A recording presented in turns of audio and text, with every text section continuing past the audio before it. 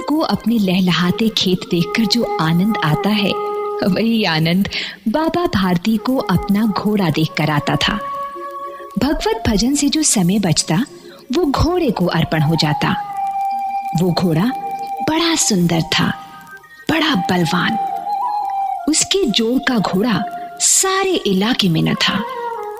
बाबा भारती उसे सुल्तान कहकर पुकारते, अपने हाथ से खरहरा करते, खुद दाना खिलाते और देख देख कर प्रसन्न होते थे। उन्होंने रुपया, माल, असबाब, जमीन आदि अपना सब कुछ छोड़ दिया था, यहाँ तक कि उन्हें नगर के जीवन से भी घृणा थी। अब गांव से बाहर एक छोटे से मंदिर में रहते और भगवान का भजन करते थे।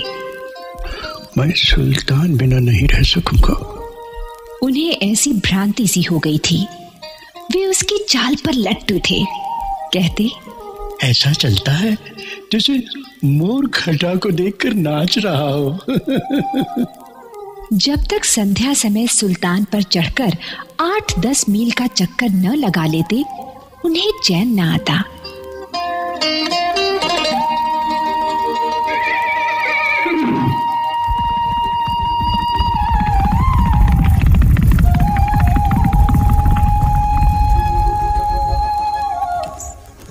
खड़क सिंह उस इलाके का प्रसिद्ध डाकू था। लोग उसका नाम सुनकर कांपते थे। होते होते सुल्तान की कीर्ति उसके कानों तक भी पहुंची। उसका हृदय उसे देखने के लिए अधीर हो उठा।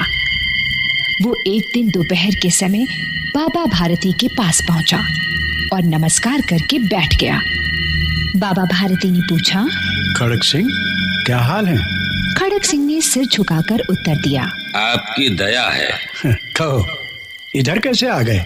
सुल्तान की चाह खींच लाई। विचित्र जानवर है, देखोगे तो प्रसन्न हो जाओगे। मैंने भी बड़ी प्रशंसा सुनी है। उसकी चाल तुम्हारा मन मोह लेगी।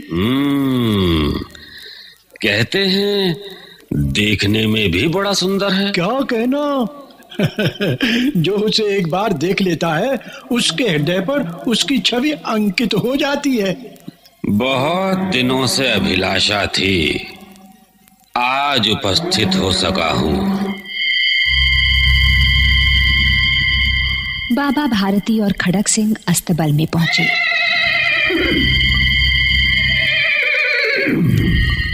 बाबा ने घोड़ा दिखाया घमंड से। खड़क सिंह ने घोड़ा देखा आश्चर्य से। उसने सहस्रों घोड़े देखे थे, परंतु ऐसा बांका घोड़ा उसकी आंखों से कभी न गुजरा था। सोचने लगा, भाग्य की बात है, ऐसा घोड़ा खड़क सिंह के पास होना चाहिए था। इस साधु को ऐसी चीजों से क्या लाभ। कुछ देर तक आश्चर्य से वो चुपचाप खड़ा रहा। इसके पश्चात उसके हृदय में हलचल होने लगी। बालकों की सी अधीरता से बोला, परंतु बाबा जी, इसकी चाल न देखी तो क्या? बाबा जी भी मनुष्य ही थे। अपनी वस्तु की प्रशंसा दूसरे के मुख से सुनने के लिए उनका हृदय अधीर हो गया। घोड़े को खोलकर बाहर गए। घोड़ा वायु वेग से उड़ने लगा।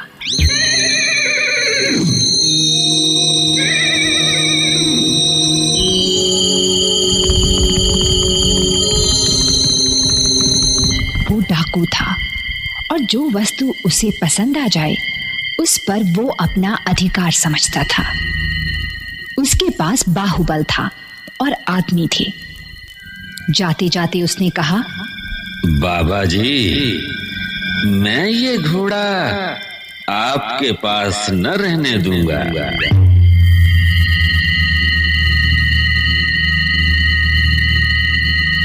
बाबा भारती डर गए।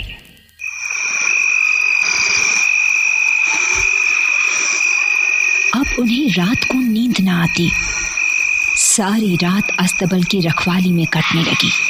प्रतिक्षण खड़क सिंह का भय लगा रहता, परंतु कई मास बीत गए और वो न आया।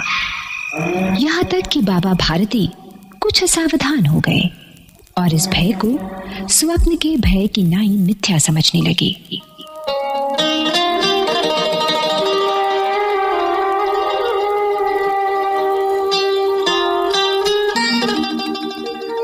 संध्या का समय था। बाबा भारती सुल्तान की पीठ पर सवार होकर घूमने जा रहे थे।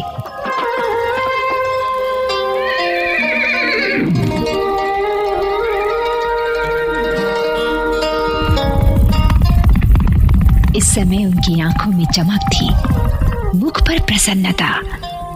कभी घोड़े के शरीर को देखते, कभी उसके रंग को, और मन में फूले न समाते थे। सहसा एक ओर से आवाज आई, ओ बाबा, इस कंगले की सुनते जाना। आवाज में करुणा थी।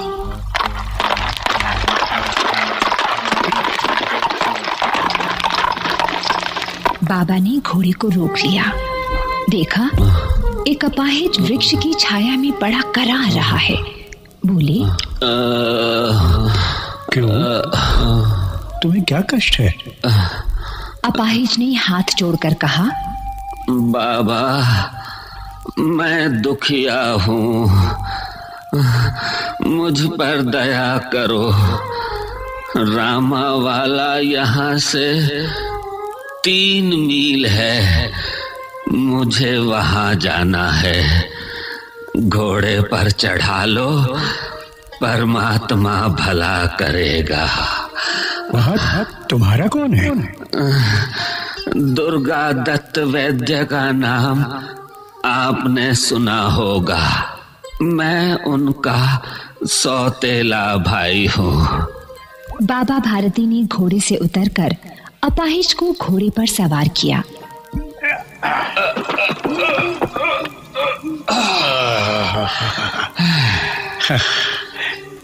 और स्वयं उसकी लगाम पकड़कर धीरे धीरे चलने लगे।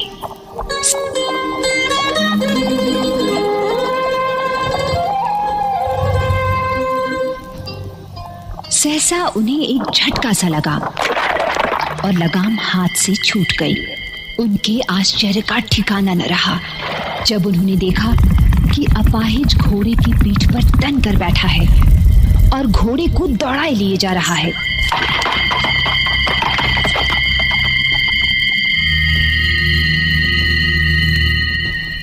उनके मुख से भय, विस्मय और निराशा से मिली हुई चीख निकल गई। वो अपाहिज डाकू खड़क सिंह था।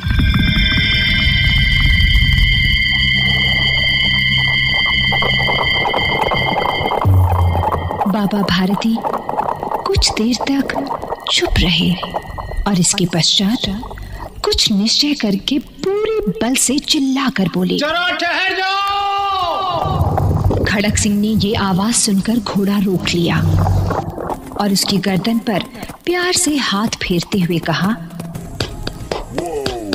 बाबा जी, ये घोड़ा अब न दूंगा। परंतु एक बात सुनते जाओ। खड़क सिंह ठहर गया।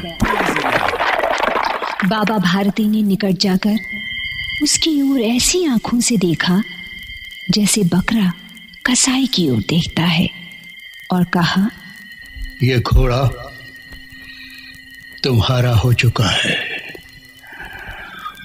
मैं तुमसे इसे वापस करने के लिए न कहूंगा, परंतु खड़क सिंह,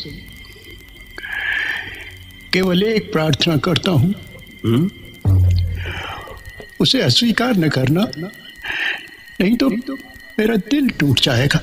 बाबा जी, आज्ञा कीजिए, मैं आपका दास हूं, केवल ये घोड़ा न दूंगा। अब घोड़े का नाम न लो, मैं तुमसे इसके विषय में कुछ न कहूंगा। मेरी प्रार्थना केवल ये है कि इस घटना को किसी के सामने प्रकट न करना। हाँ? खड़क सिंह का मुंह आश्चर्य से खुला रह गया। उसका विचार था कि उसे घोड़े को लेकर यहां से भागना पड़ेगा, परंतु बाबा भारती ने स्वयं उससे कहा कि इस घटना को किसी के सामने प्रकट न करना, इससे क्या प्रयोजन सिद्ध हो सकता है। खड़क सिंह ने बहुत सोचा, बहुत सिर मारा, परंतु कुछ समझ न सका। हार कर उसने अपनी आंखें बाबा भारती के मुख पर गड़ा दी और पूछा, बाबा जी, इसमें आपको क्या डर है? सुनकर बाबा भारती ने उत्तर दिया, लोगों को यदि इस घटना का पता लग गया तो वे किसी दीन दुखी पर विश्वास न करेंगे। ये कहते कहते उन्होंने सुल्तान की ओर से इस तरह मुंह मोड़ लिया जैसे उनका उससे कभी कोई संबंध ही न रहा हो। बाबा भारती चले गए, परंतु उनके शब्द खड़क सिंह के कानों में उसी प्रकार गूंज रहे थे। सोचता था, कैसे ऊंचे विचार हैं, कैसा पवित्र भाव है। उन्हें इस घोड़े से प्रेम था। इसे देखकर उनका मुख फूल की नाई खिल जाता था। कहते थे, इसके बिना मैं रह न सकूंगा। इसकी रखवाली में वे कई रात सोए नहीं, भजन भक्ति न कर रखवाली करते रहे। परंतु आज उनके मुख पर दुख की रेखा तक न दिखाई पड़ती थी। उन्हें केवल ये ख्याल था कि कहीं लोग दीन दुखियों पर विश्वास करना न छोड़ दें। ऐसा मनुष्य मनुष्य नहीं, देवता है।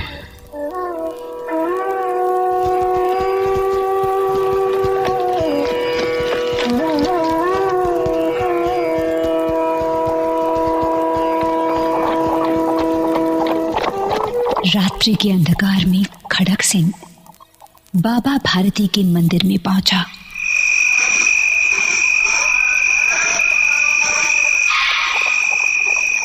चारों ओर सन्नाटा था। आकाश में तारे टिमटिमा रहे थे। थोड़ी दूर पर गांव के कुत्ते भौंक रहे थे। मंदिर के अंदर कोई शब्द सुनाई न देता था। खड़क सिंह सुल्तान की बाग पकड़े हुए था। वो धीरे धीरे अस्तबल के फाटक पर पहुंचा। फाटक खुला पड़ा था। किसी समय वहां बाबा भारती स्वयं लाठी लेकर पहरा देते थे, परंतु आज उन्हें किसी चोरी, किसी डाके का भय न था।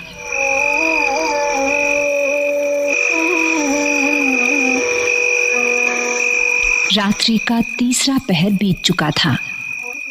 चौथा पहर आरंभ होते ही बाबा भारती ने अपनी कुटिया से बाहर निकल ठंडे जल से स्नान किया।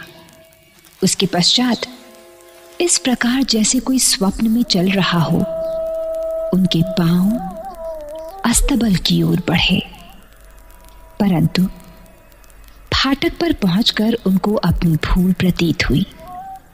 साथ ही घोर निराशा ने पांव को मन भर का भारी बना दिया। वे वहीं रुक गए। घोड़े ने अपने स्वामी के पांव की चाप को पहचान लिया और जोर से हिनहिनाया। अब बाबा भारती आश्चर्य और प्रसन्नता से दौड़ते हुए अंदर घुसे और अपने प्यारे घोड़े के गले से लिपटकर इस प्रकार रोने लगे मानो कोई पिता बहुत दिन से बिछड़े हुए पुत्र से मिल रहा हो। बार बार उसकी पीठ पर हाथ फेरते, बार बार उसके मुंह पर थपकियां देते। फिर वे संतोष से बोले, अब कोई दीन दुखियों की सहायता से मुंह न मोड़ेगा।